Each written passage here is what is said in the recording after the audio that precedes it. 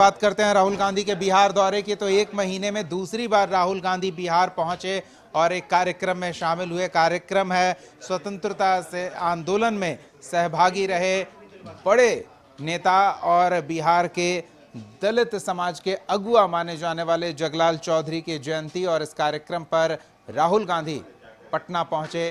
Party नेताओं ने उनका स्वागत किया। राहुल गांधी के दौरे से कार्यकर्ताओं में उत्साह का माहौल देखने को मिला, लेकिन इस दौरान राहुल गांधी ने मंच से कुछ ऐसा कह दिया जिससे महागठबंधन के उनके सहयोगियों के साथ साथ मौजूदा सरकार पर भी सवाल खड़े हुए। क्या कुछ कहा गया, सुनिए एक बार। ये बिहार वाला जो जाति जनगणना में इसकी बात नहीं कर रहा हूं। जाति जनगणना देखना है तो तेलंगाना वाला देख लीजिए। जाति जनगणना हमें यह बता देगा कि दलित कौन है, आदिवासी कौन है, पिछड़े वर्ग के लोग कौन है, माइनॉरिटी कौन है, जनरल कास्ट कौन है, गरीब जनरल कास्ट कौन है, यह सब पता लग जाएगा। उसके बाद हम दूसरा काम शुरू करेंगे। हम हिंदुस्तान की सारी संस्थाओं की लिस्ट निकालेंगे, इंस्टीट्यूशंस की लिस्ट निकालेंगे, चाहे वो जुडिशरी हो, ब्यूरोक्रेसी हो,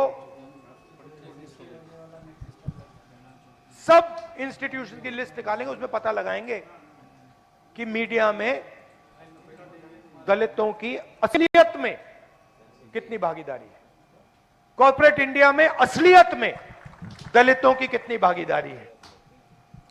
चलिए, तो हमारे सहयोगी आशुतोष हमारे साथ जुड़ रहे हैं। आशुतोष, राहुल गांधी आए और एक बार फिर दलित सियासत में कुछ बड़ी हलचल अपने बयानों से मचाकर चले गए। बिल्कुल बिल्कुल।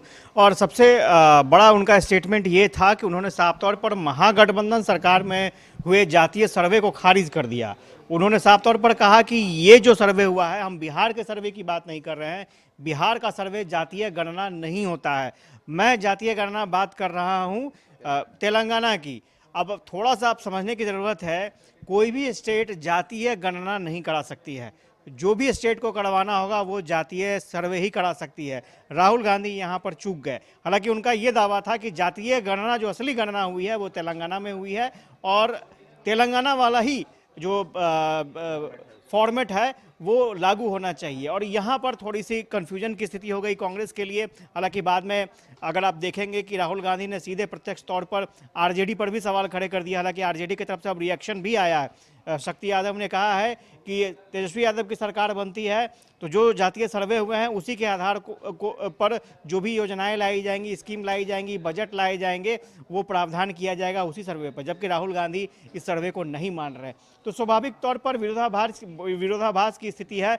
और मुझे लगता है कि इस मामले पर कहीं ना कहीं आरजेडी भी बैकफुट पर है और कांग्रेस भी बैकफुट पर आ गई है। पिछले बार भी राहुल गांधी यही बोल कर गए थे कि जातीय गणना को नहीं मानते। हालांकि ये अब एक्सक्यूज दिया जा रहा है कि जो इम्प्लीमेंटेशन नहीं हो पाया है, इसलिए हम लोग इस गणना को राहुल गांधी नहीं मान रहे हैं, इस सर्वे को राहुल गांधी नहीं मान रहे हैं। लेकिन आरजेडी अभी भी उस स्टैंड पर कायम है।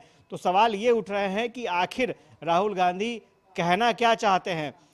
जहां कांग्रेस की सरकार है वहीं पर दलित का भला हो सकता है क्या? तेजस्वी यादव ने जो गणना कराई, या फिर उस समय जो नीतीश कुमार की सरकार थी, महागठबंधन की सरकार थी, जो सर्वे हुआ, क्या वो सर्वे सही नहीं था? क्योंकि तेजस्वी यादव महागठबंधन को नहीं, अभी भी क्रेडिट लेते हैं उसका, और नीतीश कुमार महागठबंधन को लीड कर रहे थे, लेकिन तेजस्वी अभी भी क्रेडिट लेते हैं उसका।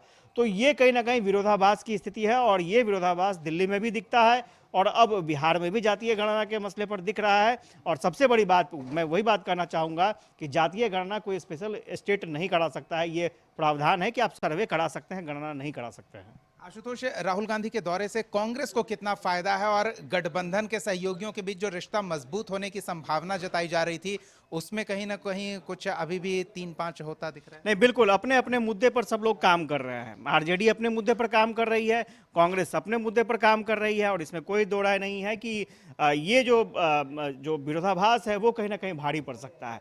तो ये समझने की जरूरत होगी। ये जरूर है कि राहुल गांधी आए हैं तो ये कोशिश कांग्रेस कर रही है कि उनके आने का फायदा कांग्रेस को मिल सके, और यही वजह है कि पार्टी बहुत ही उत्साह के साथ राहुल गांधी का स्वागत भी करती है और ये चाहती है कि राहुल गांधी आए तो इसका फायदा उन्हें मिले। लेकिन ऑपोजिशन को लगता है कि राहुल गांधी जितनी बार आएंगे उनके लिए कुछ दे कर जाएंगे। तो इस बार भी ऑपोजिशन को, यानी रूलिंग पार्टी को, ऑपोजिशन यानी रूलिंग पार्टी को ये बिल्कुल बिल्कुल, और उन्हें लग रहा है कि नहीं, इस बार भी राहुल गांधी कुछ ऐसा करके गए हैं जिसका फायदा एनडीए को हो सकता है। चलिए एक चीज और समझना चाहेंगे, कांग्रेस आने वाले दिनों में एक राज्य स्तरीय बड़ा आयोजन करने की तैयारी कर रही है, उस पर भी कुछ राहुल गांधी से बात विमर्श हुआ है क्या? नहीं, ये फिलहाल अभी खुलासा नहीं हो पाया है। कांग्रेस भीम और जय गांधी भीम और इसके अलावा संविधान बचाओ को लेकर के एक यात्रा शुरू की है, कांग्रेस की तरफ से हुई है। 26 जनवरी से यात्रा शुरू हुई है, अलग अलग जिलों में, राज्यों में यहाँ पर रैलियां होने वाली है और बिहार में भी ये कार्यक्रम तय है।